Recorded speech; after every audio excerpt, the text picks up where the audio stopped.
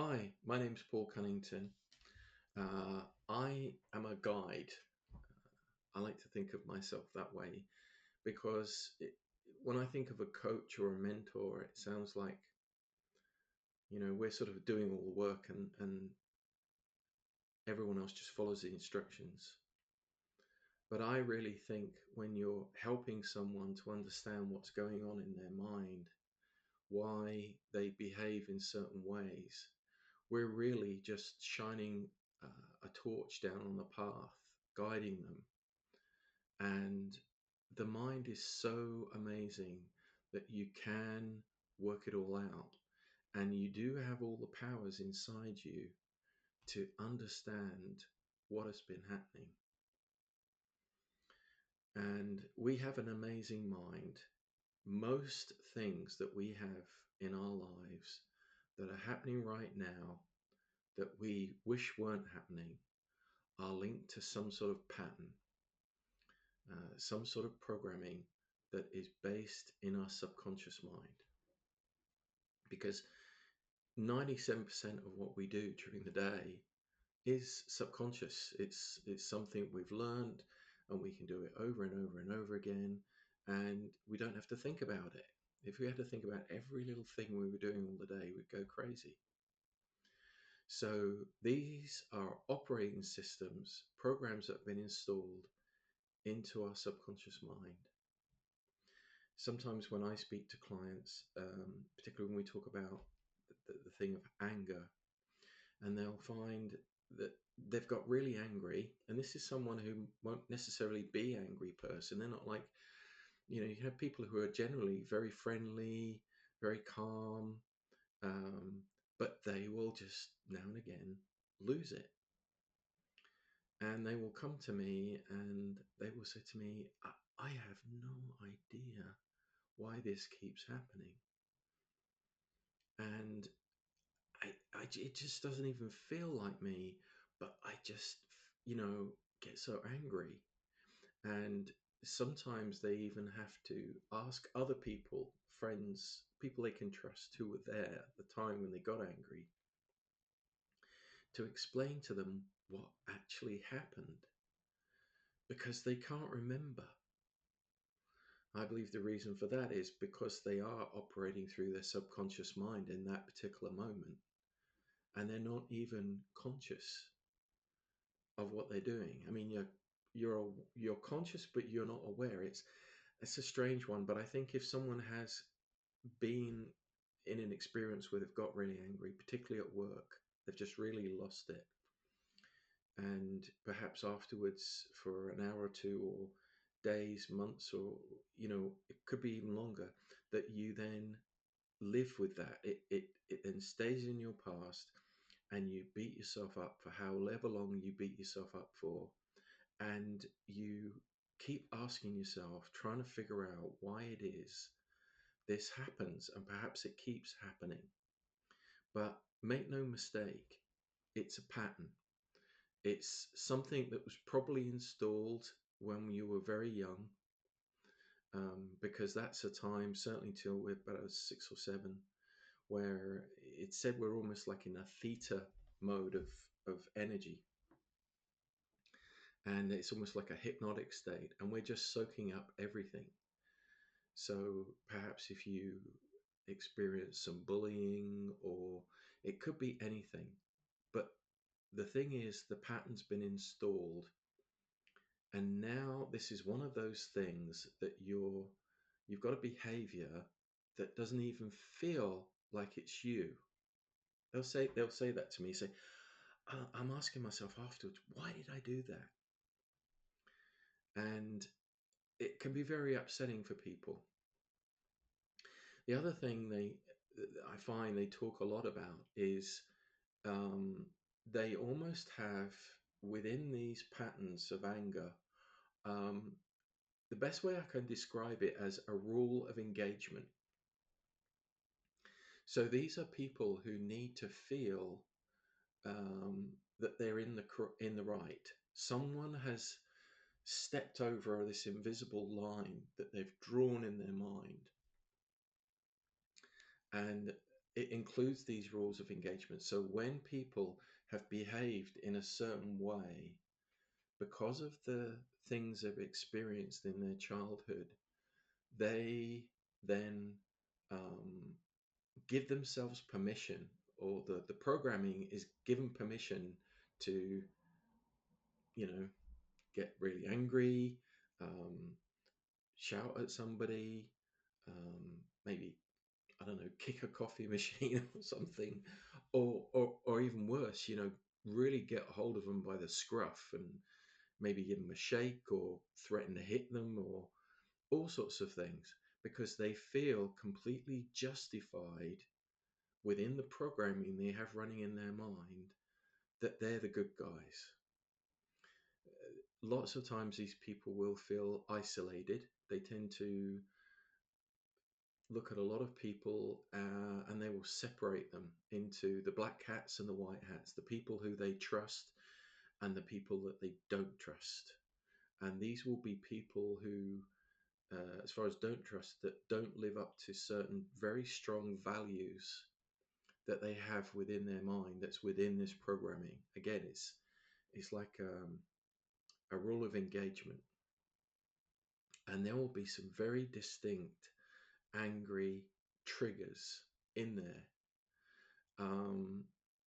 But again, when they behave in an angry way, many times they can't remember all the details afterwards, because it is operating from their subconscious. With this rules of engagement, it's almost like it's like there's a courtroom in their minds, and if they're going to get angry at a person, or maybe it's even an organization, they, whatever it is that's making them angry, they're in this court, and the thing has been found guilty, and therefore that person, or the programming within that person, then has permission to mete out whatever justice it's the subconscious believes that is right to do so. And of course, this can get people in some really dangerous situations, unfortunate situations. It can lead to road rage. It can lead to anger at work. Perhaps somebody's not doing what they feel they should be doing. Sometimes people talk to me about how somebody they see as very political, they see them as sneaky, they definitely see them as a black hat, and all the time they feel this aggression within themselves, and that is just simmering all the time, and it's almost like a gun with a safety catch, that's the safety catch is on, but all the time these people, it's like their minds have their finger on the trigger, and they always seem to want some sort of payback. In that, this is the again the pattern in the subconscious for something they may not even know what it is at first, until we start to search for it in their subconscious, something in their past that has happened to them. Somebody has been overbearing, or the thing is, you've got a lot of people who suffer levels of trauma in their childhood. Um, so it's getting up to like 50% of people could experience some sort of childhood trauma, and it could seem to someone else like a quite small experience, but if this experience happens over and over again, or perhaps it was in their home all the time, it can have a profound and long-term effect. And these feelings can be triggered under all sorts of circumstances of pressure. And people can sometimes, they've lost their jobs, they've perhaps had a warning, or they've just felt incredibly embarrassed. They've embarrassed themselves. It makes me think about the incident with Will Smith not so long ago when he was at the, I think most people have heard about it, when he went to one of the big awards, and I think he was set for a really big award, a special one that year. And the guy who was introducing, I don't know his name, and made a crack about Will Smith's wife, who I think was dealing with alopecia, a medical condition for the hair at the time, and her hair was bald. And there again, he reacted. When I see the replay, I think he was operating from his subconscious, from a pattern, and I think he actually woke up when he slapped the guy. And then I think he was like in his conscious and thought, "Oh my gosh, what am I doing all the way out here?" And of course, the thing is, you will have value systems within you that will talk to you. Your ego, which is a survival instinct, or normally, but of course, he would have felt protective, perhaps, of his wife. He would have felt his honor had been, you know, the guy had been really rude and affected his honor, and that he felt it was his duty. All these sort of things could be running as a pattern through his subconscious mind. And there he was, he's gone out there, he's done that. And as the universe works, whatever you put out, it comes back. And the karma has been that he's been tremendously embarrassed, he's been in tears, and and I think it was a real shock to him. This is just my own personal instinct when I've watched it, that he thought, what the heck was I doing? But in his subconscious mind, he would have felt completely correct in everything he'd done, and was perhaps even shocked afterwards at other people's reaction. Remember, you're in your subconscious now. And then as he becomes more and more conscious of what's actually happened, maybe he watched the replay himself, he's like, oh my goodness, no matter how much, whatever my feelings were, this is not the way to have dealt with it. But if the pattern is in your subconscious mind, it will override anything. You're not conscious, you're not thinking. And this can really lead to all sorts of situations. If you've ever experienced something like that, or if any of the things I've said to you sound familiar, or if you just find you're in situations that sometimes you don't want to be. As I say, driving was always a biggie, I think, for lots of people. And sometimes it may be a certain, you'll be perfectly fine in certain places of your work, or certain environments, or certain parts of your jobs that you're doing. And yet in other places, in other environments, which also involve your work, you can trigger. And people will say, I don't understand. I love my job and I'm perfectly fine. But every time I come back and I see this person, or I go in this office, or I'm doing this particular thing, I find my mind just seems to go to a very, very dark place. And I have no idea what keeps causing this. And I'm finding it such a challenge to stop myself. A lot of people have gone through things in their childhood. So if you're becoming aware of it, if you're becoming conscious of the fact, and you're thinking to yourself, this isn't me. This is just not me. This is not the authentic Paul. This is not the, whatever your name is. This is not the person as I see myself, my true self. I know deep down this is not me. Well, you're right. It's not you. It's a pattern that you've inherited, and it's been installed. And with that beginning of awareness, that beginning of you starting to ask questions, that's the key. When you start to do that, It means you want to know your intuition, your internal faculties are talking to you, and you want to understand what this, you don't realize it's a pattern, but you want to know what it is. And that's where my guidance starts. And we will talk a lot in the conversation where at first I'll be talking to a client and I will be chatting to their subconscious. I'll be asking them about their feelings. I'll be asking them about their values. I'll be asking them about certain things that they will tell me through their subconscious. So they're not hypnotized, but the very subject that I'm using and revisiting these things, the subconscious is the one that starts talking. The pattern is what starts talking to me.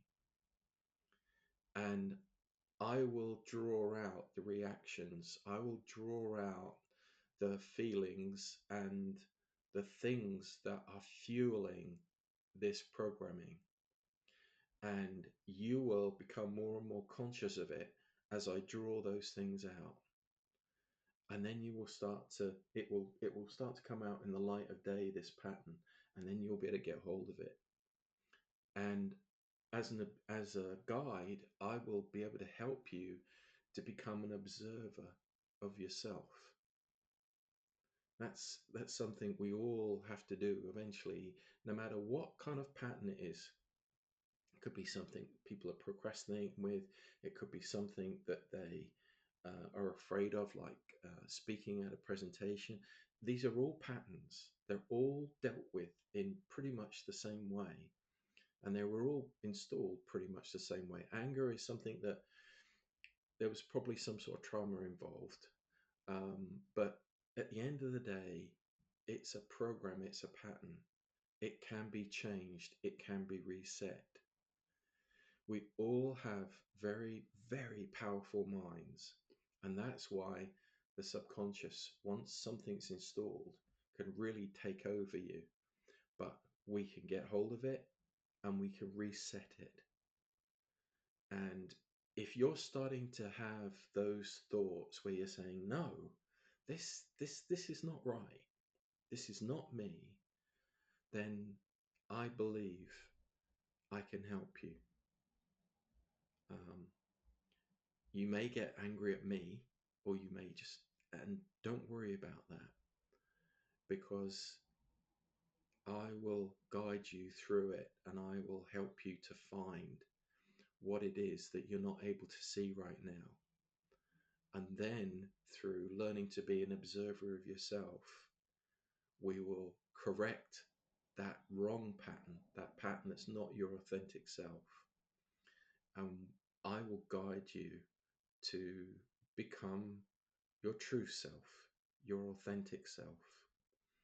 And we will also guide you on how the universe works and how to deal with these things in a way that you're going to feel good about yourself.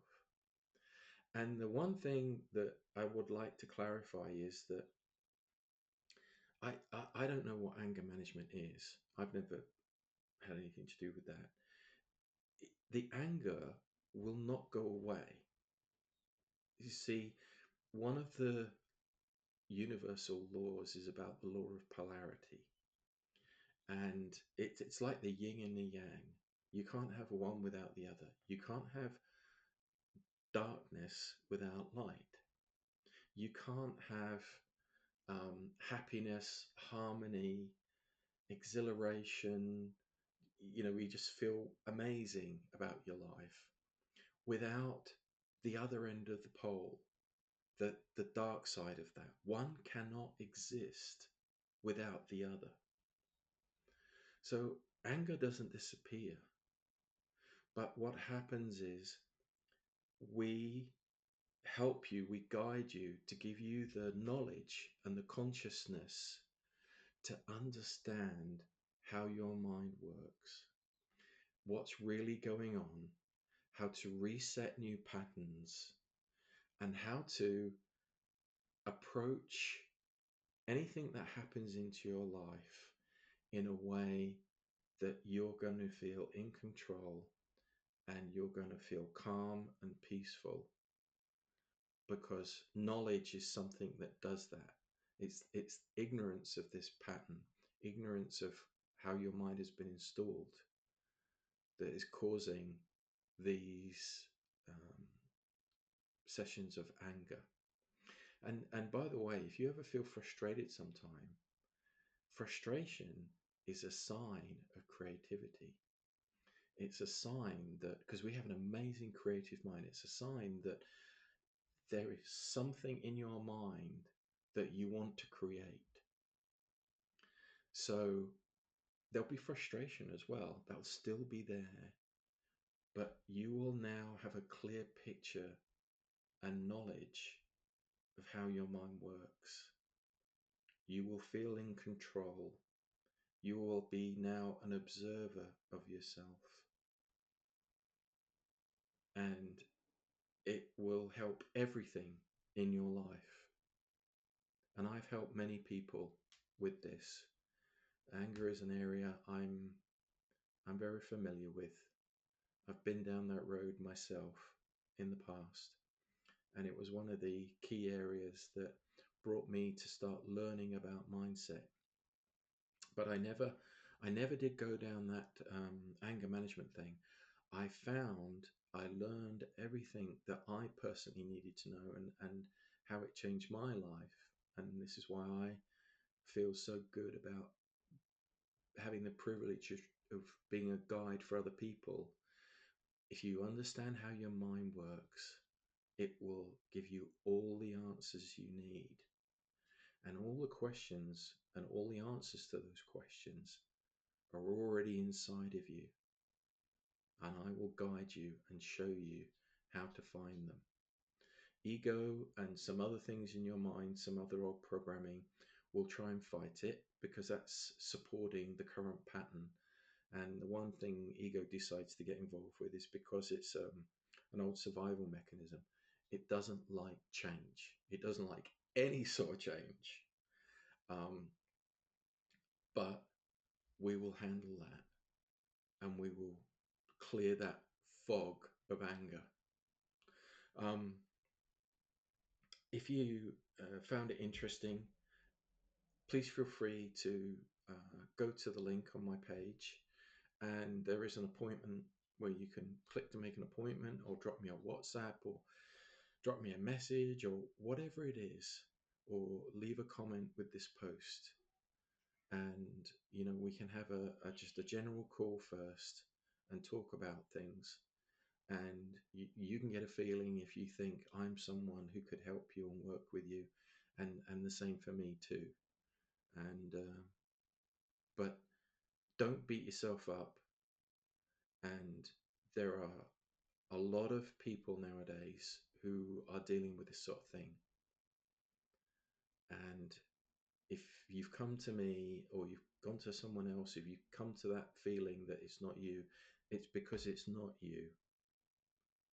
And I can help you. All right, listen, you have a great day. Thank you for listening to this, and have a wonderful, peaceful, calm life. All right, this is Paul Cunnington. All the best now. Bye bye.